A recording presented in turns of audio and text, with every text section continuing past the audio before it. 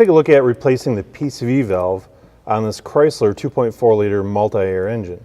Now I've gone ahead and removed the upper engine cover. It just pops up off here. And so I've also gone ahead and disconnected the ambient air temp sensor and removed a screw that holds the air box to the throttle body. Popped a clip out here, loosened the clamp. So essentially right now I want to get this whole breather assembly out of here. I'm going to take my 10mm socket and an impact, and that's going to allow me to get this assembly up out of the way here. And it's not completely necessary, but it's going to make it a lot easier for you to see what I'm doing here. So I'll also release this little clip. Holds the line in place, and I can get that up out of my way.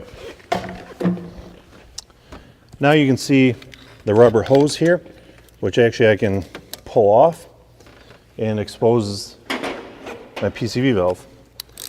Now I'm going to take my ratchet with a 15/16 socket, slide that over, and simple as that, I can thread my old PCV valve out of the valve cover. So now I can take my new one, I'll thread it in place here.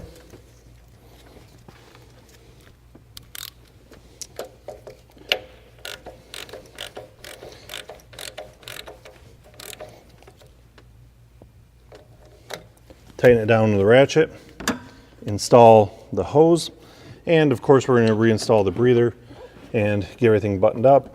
But really it's straightforward. You don't have to pull all this stuff off to do the PCV valve yourself. I just did it so you could see it easier on the camera. Pop the hose off, thread the valve out, thread the new one in, put the hose back on, you're done. Hopefully now you understand what it takes to replace the PCV valve on a Chrysler 2.4 liter multi-air engine.